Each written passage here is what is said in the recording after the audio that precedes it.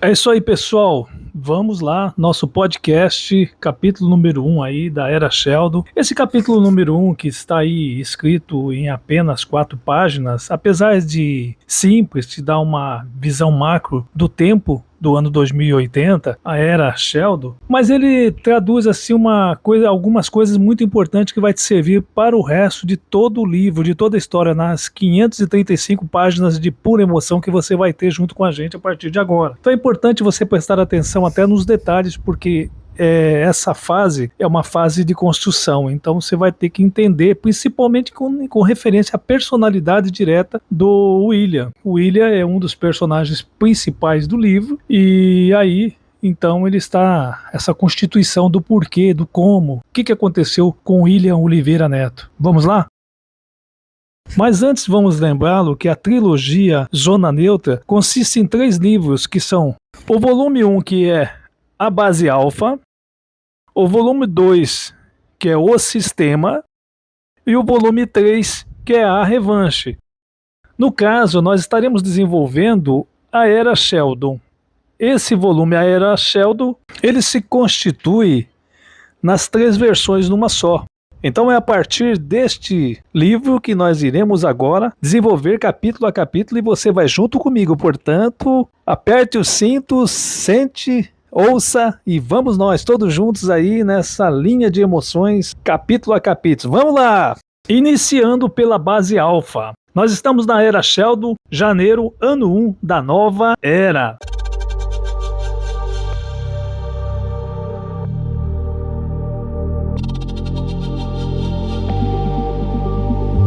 O ano seria o ano 2080 depois de Cristo, mas desde que a Central Mundial de Controle assumiu o poder, teve início ao ano 1 da nova era.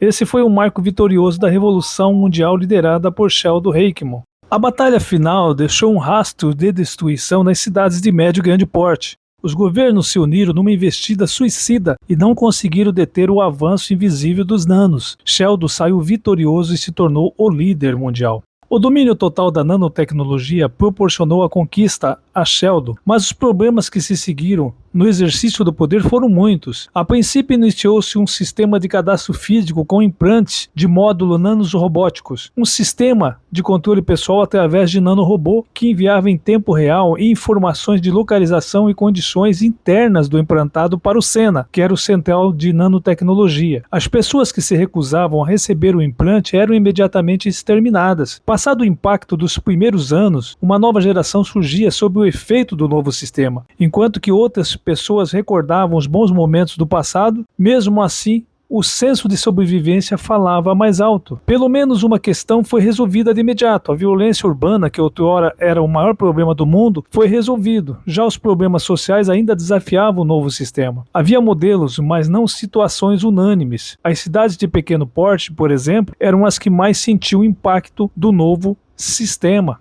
Em Juquiá, uma pacata cidade do interior de São Paulo, do estado de São Paulo, não poderia ser diferente. 8 anos havia se passado desde o início desse novo sistema, e a família Oliveira Neto ainda não conseguira se adaptar. Perdera a matriarca num complicado trabalho de parto, e agora Gilberto, o viúvo, juntamente com o seu filho William, de 8 anos de idade, lutava para cuidar de Lia, a recém-nascida. Depois de 2 anos precários, sem êxito no trabalho e sem outro resultado satisfatório, Gilberto Oliveira, o chefe da família, tomou a decisão de ir com os seus 2 filhos, que era William e Lia, para a cidade grande. Foi assim que no dia 13 de maio do ano 10 da nova era, a família Oliveira conseguiu registro de mudança para a metrópole paulista.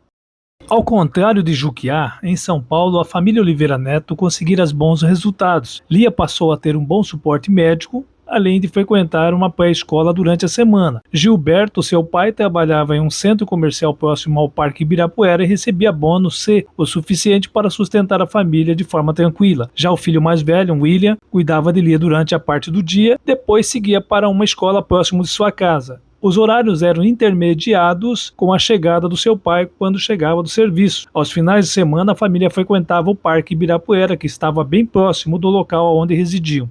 Certa tarde, ao passar pelo bosque do parque, William juntou-se a uma roda de pessoas que apreciavam as apresentações de um palhaço. Colocou Lia em seus ombros e, juntos, deram muitas risadas.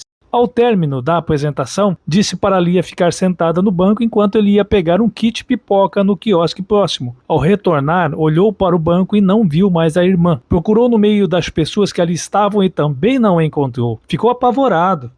Após toda aquela aglomeração se dissipar, concluiu o pior. Lia estava desaparecida. A tragédia mais uma vez batia às portas da família Oliveira Neto. O pai Gilberto, inconformado, adoeceu. Todos os dias reclamava e fazia questão de renovar a culpa do filho William, sem perdoá-lo pelo que havia acontecido no parque.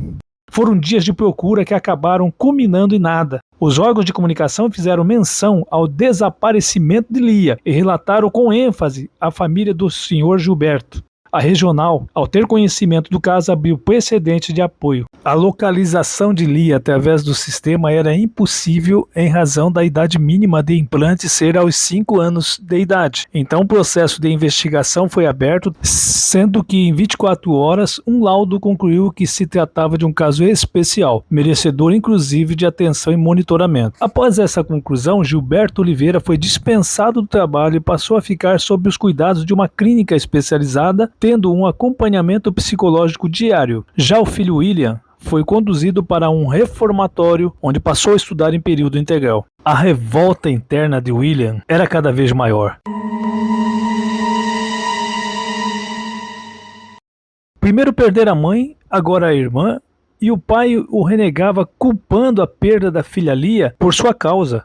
A base de bordoada, um caráter forte, foi sendo construído no interior de William. As tragédias familiares, o isolamento, a vida sem amigos, tudo era colocado em forma de imposição. Era uma lapidação do destino ou apenas o processo de um novo sistema? Não importava, ninguém sequer podia reclamar mesmo. E assim, aos poucos, a mente de William foi se adaptando. A cada impacto, uma recuperação acontecia e anticorpos eram criados. Por vezes uma crise se instalava, era nessa hora que ele extravasava o seu interior com atitudes radicais. Procurava aventuras no esporte de risco, era sua forma pessoal e única de se manifestar. Uma coisa era notável, além de muito inteligente, William era um rapaz de garra. Aos 18 anos conseguiu entrar na AFA, Academia da Força Aérea, onde permaneceu por 4 anos, mas faltando 4 meses para se formar como aviador, vacilou no principal teste de avaliação, cometeu um erro que o levou para a classificação de oficial de intendência. Para um cadete, essa classificação era considerada uma tragédia, aliás, mais uma tragédia na vida do jovem William. Só que essa era uma tragédia por erro pessoal, um ato que ele lamentava de forma a não perdoar a si mesmo. E foi assim que o histórico de William o tornou um homem de caráter hostil, fechado, revoltado. Poderia-se assim dizer, ele era um cumpridor de ordens, mas que fazia os seus subalternos também sofrerem. No fundo, sem perceber, era uma forma de transferir para os outros o que sentia no seu interior. Era como se ele falasse, eu sofri, então vocês também irão sofrer. O resultado disso era disciplina ao extremo e treinamento excessivo, fatores que, pela natureza das Forças Armadas, o tornaram um exemplo a ser seguido. Enfim, William cresceu de forma surpreendente. Foi transferido da aeronáutica para o exército, fez treinamento na marinha e participou de vários cursos de integração com o sistema. Conquistara promoções sequenciais que num curto período de 14 anos o levaram à patente de major. Foi incluso na Galeria de Destaque Nacional, fato que chamou a atenção do general Peixoto, o comandante do Estado-Maior das Forças Armadas, a ENFA. O prontuário, contendo todas as informações do major William Oliveira Neto, foi solicitado pelo comando e após minuciosa análise do general, as qualificações o indicaram para ser o major William Oliveira Neto, o perfil perfeito para o enquadramento no projeto secreto Comando Alfa.